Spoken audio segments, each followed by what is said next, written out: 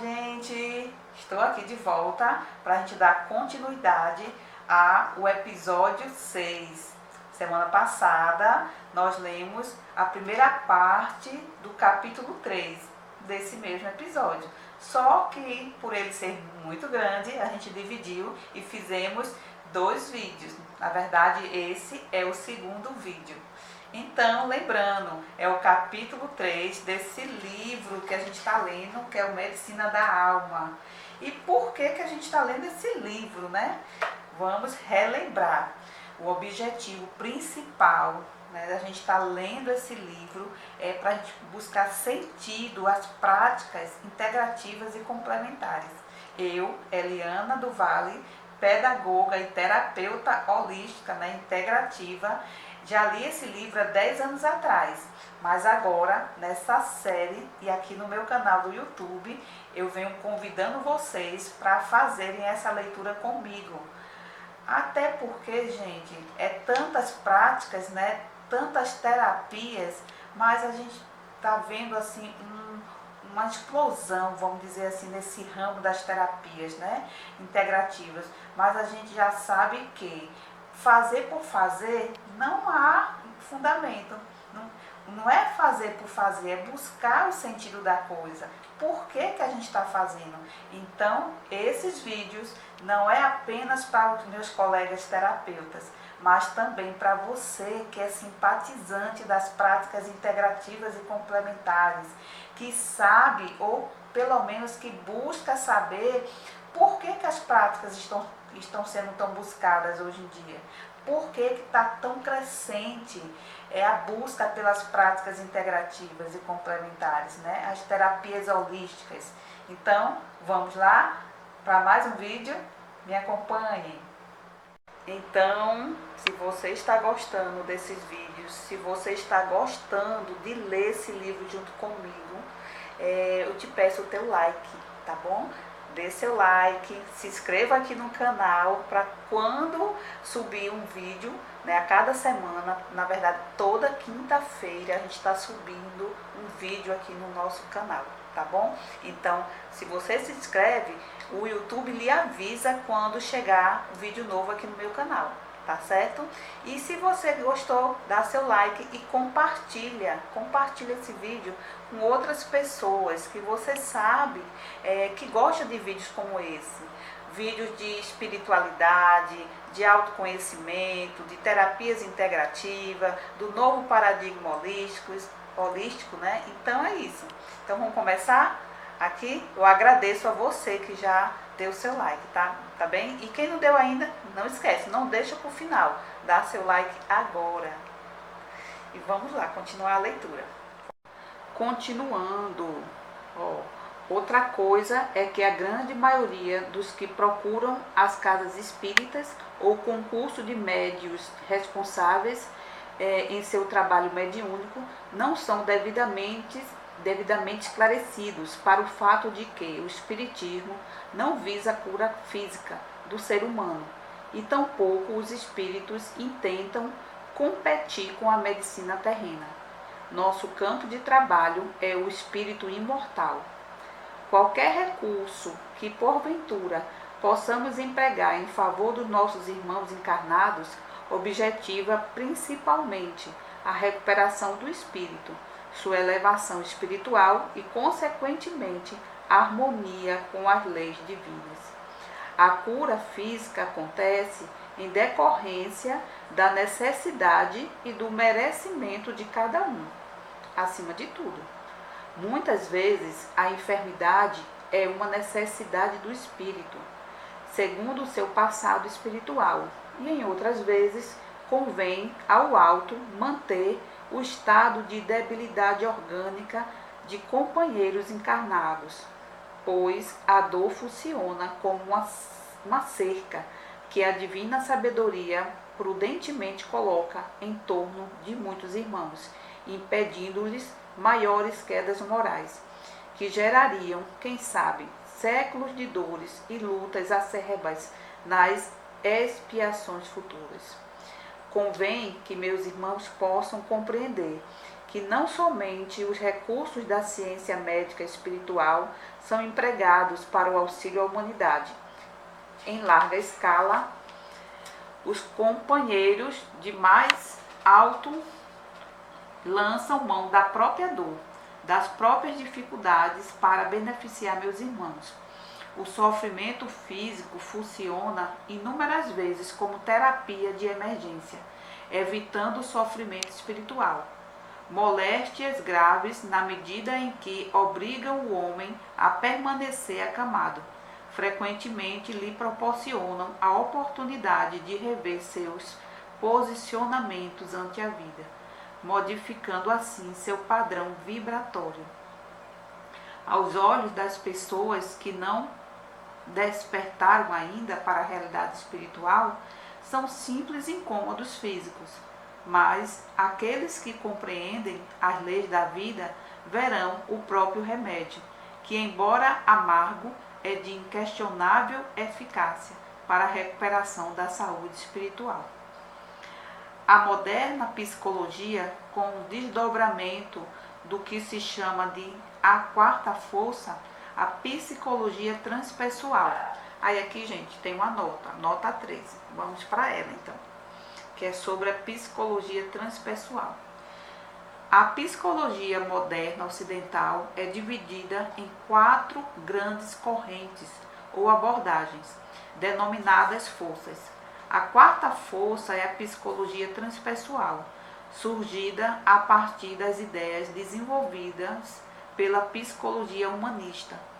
Abraham Maslow, considerado fundador desta, observou a importância de que os indivíduos vivenciassem o aspecto transcendente da vida e ultrapassassem a forma dualista de abordagem da realidade, buscando compreender a existência de forças holísticas integradas.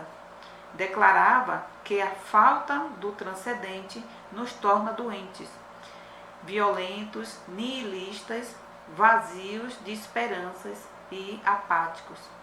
Na segunda edição do livro Introdução à Psicologia do Ser, Maslow anuncia o aparecimento da quarta força em psicologia.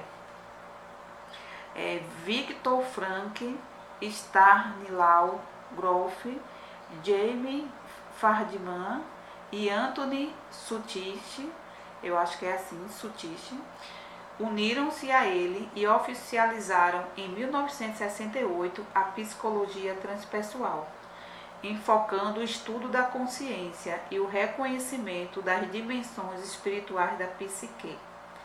Essa vertente da psicologia surgiu em resposta ao fato de que as 3 primeiras forças, behaviorismo, psicanálise e humanismo, eram consideradas por muitos pesquisadores limitadas em seu reconhecimento de dados relevantes para um estudo completo do ser humano, embora as inegáveis contribuições traziam limitações para o estudo do psiquismo e o tratamento de suas desarmonias. Deve-se lembrar em que todas as áreas do conhecimento enfrentam-se uma fase de admissão das limitações de um determinado modelo. Isso não significa que a teoria estava errada, mas que são necessários modelos mais abrangentes. A psicologia transpessoal foca a pessoa em todos os seus aspectos, a abordagem biopsíquica e espiritual, reconhecendo seu impulso de autorrealização e saúde. Deixa eu ver se continua aqui essa nota. Não, aqui já é outra nota. Então a gente vai voltar para cá, onde a gente parou, né? Psicologia transpessoal, nota 13. Vem em momento oportuno auxiliar o homem em seu autoconhecimento. É ferramenta importante para o aprimoramento do eu profundo ou do espírito em sua marcha evolutiva, atuando como um bisturi da ciência para realizar a cirurgia na alma em sua descoberta interior. Naturalmente inspirada pelo plano maior, é um recurso que surge nesta hora em que o homem precisa de ajuda para transpor os limites da personalidade e elevar-se às regiões superiores de seu próprio psiquismo. É a lei da vida que interage nos dois planos para a elaboração da consciência cósmica da humanidade. Agora, a gente vai para perguntas e respostas, tá? Vamos então às perguntas e respostas. A primeira pergunta, lembrando que quem está fazendo a pergunta é o Robson Pinheiro e quem está respondendo é o José Pegleper, né, o espírito que assina essa obra, né? Essa é uma obra mediúnica, né? Então, vamos lá às perguntas. Que significa luz coagulada?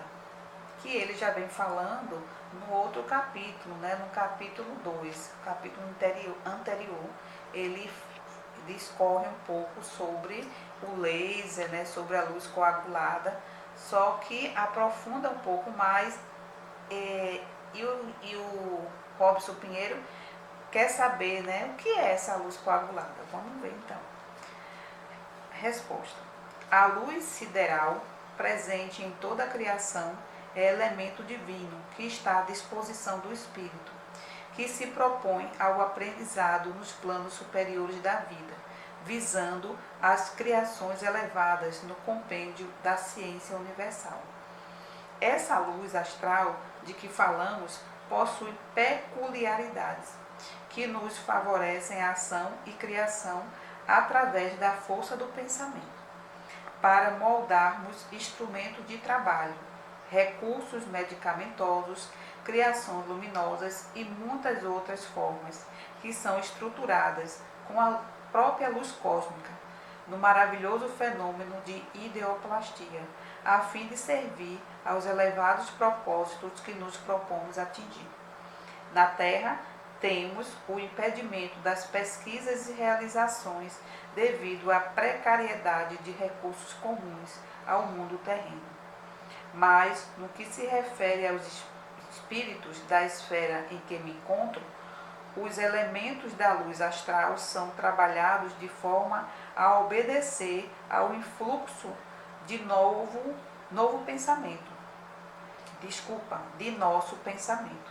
o que nos favorece as pesquisas e os trabalhos, pois temos à nossa disposição o energismo divino.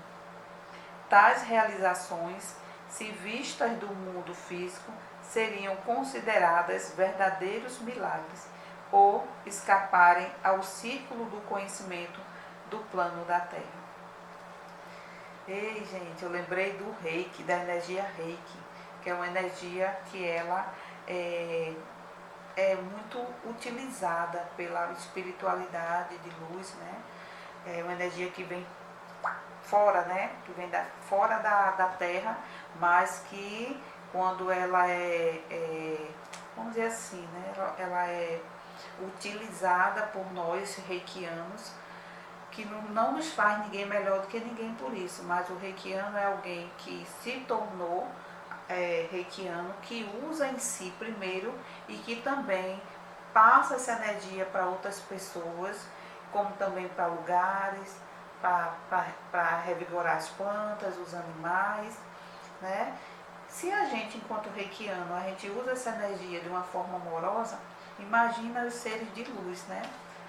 Eu só consigo lembrar, né, quando ele fala dessa luz coagulada, diante do que ele deu como resposta, o que eu tenho em mente, mais parecido com essa luz coagulada, é a energia Reiki. Depois vocês botam no comentário o que é que vocês acham, viu? Agora vamos para a pergunta 2. Como se dá o aprisionamento da partícula luminosa? Resposta. Ainda fogem ao conhecimento do homem as possibilidades de que os espíritos superiores dispõem para fomentar o progresso e o auxílio a meus irmãos. Faltam elementos, os vocabulários humanos que possam traduzir nosso pensamento a respeito do assunto e foge igualmente ao objetivo dessa obra trazer fórmulas científicas ou métodos de trabalho que complique o pensamento de meus irmãos, por não estarem ainda preparados para tal. Basta saberes que, para nós, os espíritos, o pensamento é base de ação que desperta forças e possibilidades consideradas impossíveis para os cientistas e sábios da Terra. Eis o que, por enquanto, podemos dizer e que vocês têm condições de compreender. Tem muita coisa ainda, né, para a gente se aprofundar. A gente fica com vontade de saber um pouco mais, mas por enquanto a gente ainda tem que estudar e compreender, e eu tenho certeza que a espiritualidade vai soltando o conhecimento aos poucos, né?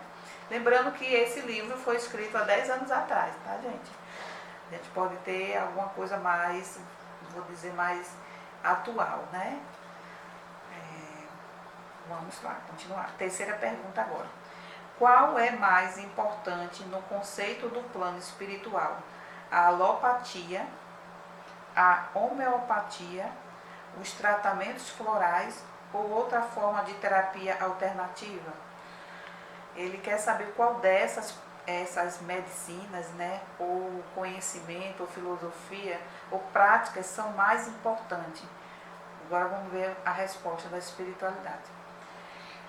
Cada espécie de tratamento traz o seu selo de validade, quando se trata de beneficiar o progresso humano. A alopatia é destinada com mais amplitude às pessoas que requerem métodos mais imediatistas e mais tangíveis, no que concerne à ação do veículo somatório, servindo muitas vezes de tratamento de choque para aqueles que delinquiram no passado.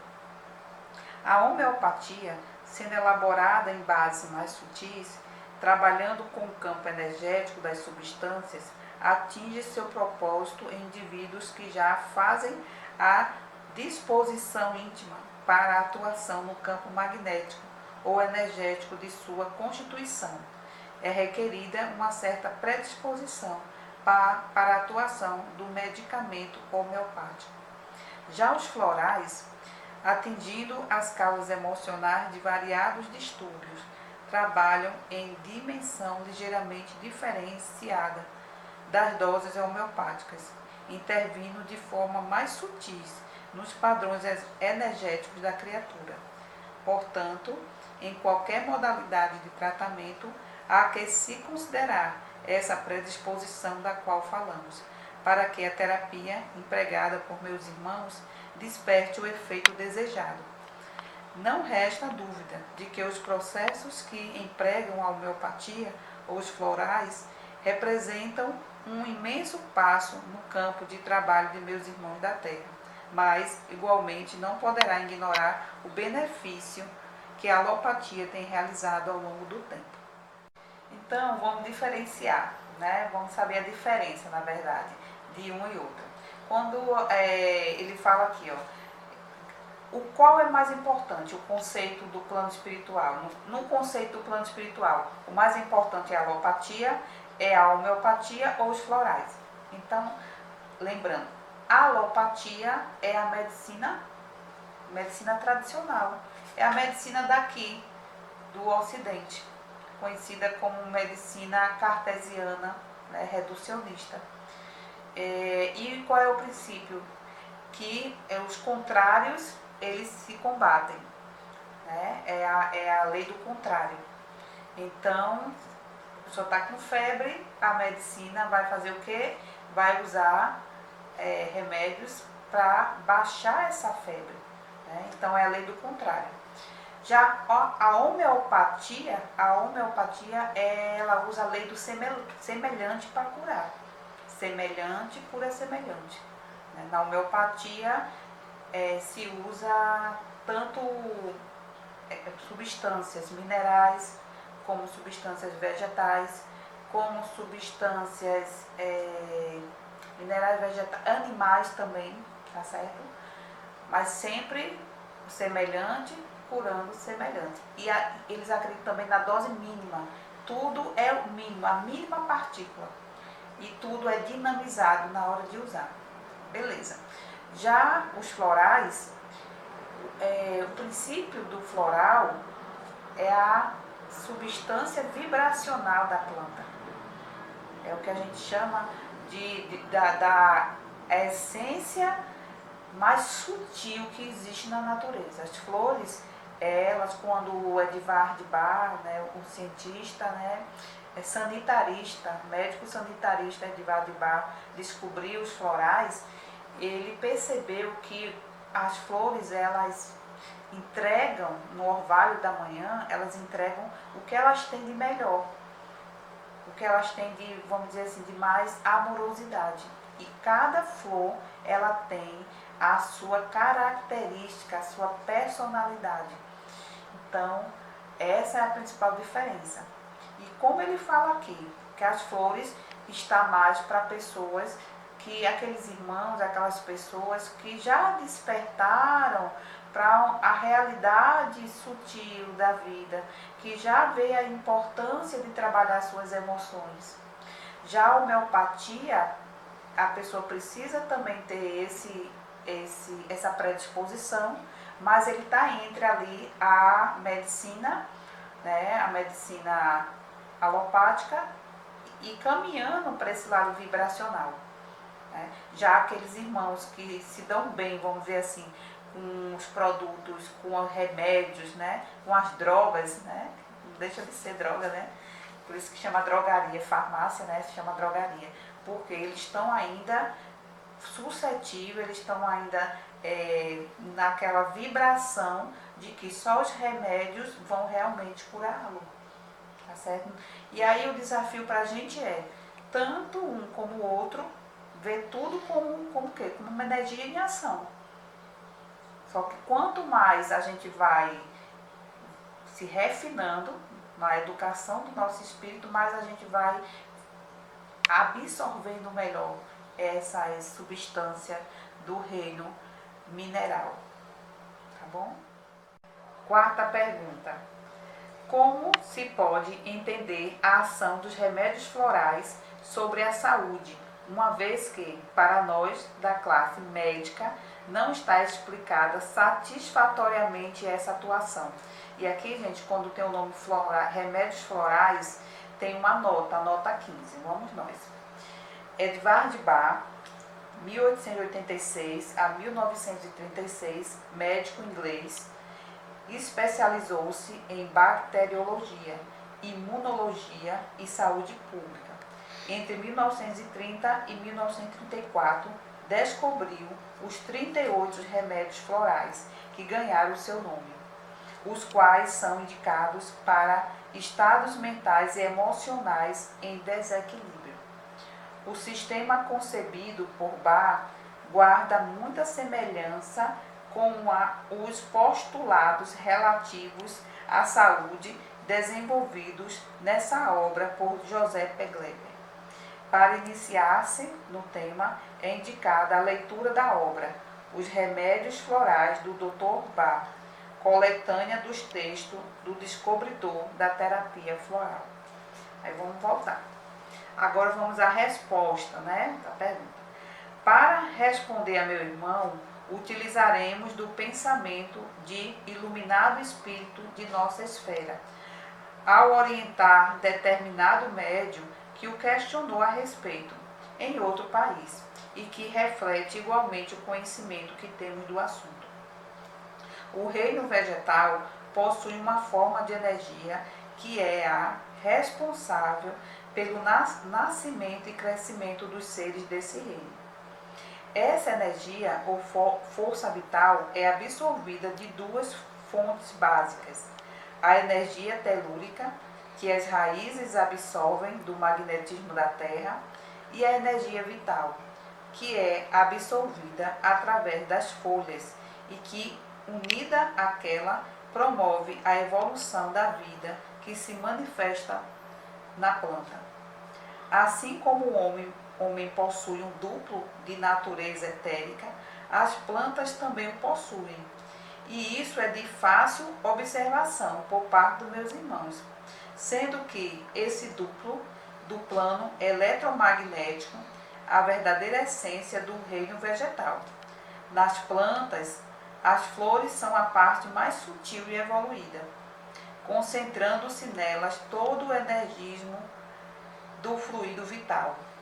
É a flor o órgão da fertilização na planta, por concentrar nela a essência sublimada de toda a energia vegetal, sendo o máximo da expressão evolutiva nesse reino da natureza. A energia eletromagnética e o fluido vitalizante são canalizados por processos naturais para o delicado tecido floral, as pétalas. Quando se realiza a preparação das essências, os raios solares, filtrados através das pétalas, transmutam as energias etéricas das plantas e o alto padrão magnético encontrado nas flores, que já fazem seu magnetismo próprio, misturam-se às propriedades da energia solar, combinando diversas reações moleculares na constituição etérica do medicamento.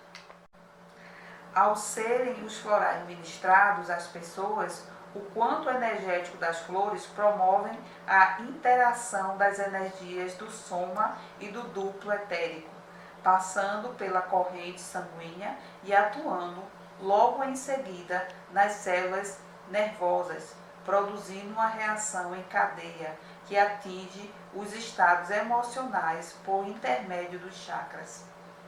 Após atingir o sistema de distribuição energética entre os diversos chakras, o fluido vital atua nos meridianos e destes é transferida a sua ação de forma mais intensa para as camadas mais materializadas do psicossoma ou perispírito, num fenômeno conhecido como repercussão vibratória.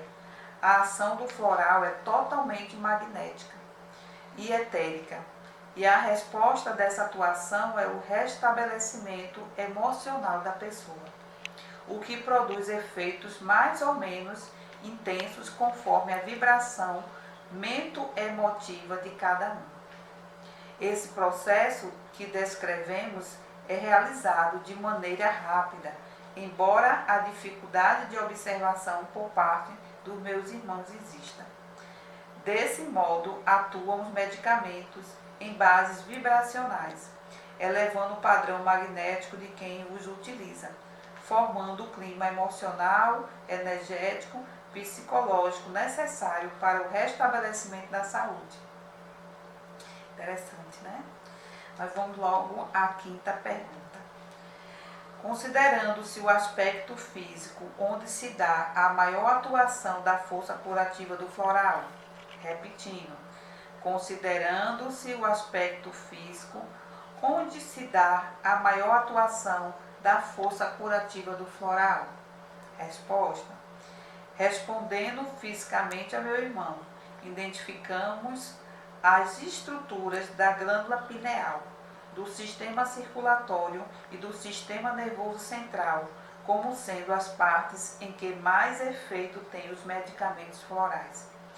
Porém, essa atuação física é o resultado das propriedades etéricas das essências das flores, que se constituem em imenso depósito do fluido vital, captados do oceano inesgotável do fluido cósmico e magnético e processados na maravilhosa combinação realizada pelo psiquismo energético da vida, que desafia as explicações físicas ou científicas daqueles que se julgam detentores da verdade. Agora vamos para a sexta e última pergunta desse capítulo, tá certo? A medicina, como a conhecemos, haverá de ser substituída por outra modalidade em que, se tratando dos seus métodos de trabalho? A resposta. Meu irmão não soube formular a pergunta de maneira a representar o que pensou. No entanto, podemos dizer, a respeito do questionamento, que a ciência médica tem contribuído muito para amenizar os problemas enfrentados por meus irmãos de humanidade. Embora o pensamento materialista e mercantilista domine grande parte dos profissionais da área médica, é inegável o que se tem realizado em benefício da humanidade. No entanto, não podemos afirmar que a modalidade de trabalho que caracteriza a medicina no estágio em que se encontra desaparecerá, senão que ela irá espiritualizar-se à medida que conceitos mais amplos venham sendo adotados pela ciência humana, que já se aproxima a passos largos do conhecimento da realidade energética do ser. Embora existam os núcleos de materialistas da área médica, já se pode observar a influência da homeopatia e de vários tratamentos alternativos, que aos poucos vão se misturando à metodologia considerada ortodoxa. A ciência confirma o espírito e será no futuro a amiga inseparável das potências siderais que orientam os destinos do orbe terráqueo. Eita, gente! Então, olha aí, ó, a espiritualidade de luz já nos dizendo que não vai ter a extinção da medicina alopática, muito pelo contrário, né? Ela é muito útil, né? Ela vai, na verdade, se espiritualizar, ela vai aos poucos se espiritualizar. E a gente sabe que atualmente a gente está vendo muitos médicos integrativos. Agora, depois da Covid, eu tenho acompanhado no Instagram e aqui pelo YouTube muitos médicos integrativos tendo a coragem de aparecer nos canais, né, de comunicação das redes sociais, né, mostrando médicos alopáticos, mas com conhecimento das terapias integrativas, com esse olhar mais amplo, né, esse olhar holístico sobre os seus pacientes, dando dicas maravilhosas aqui no YouTube.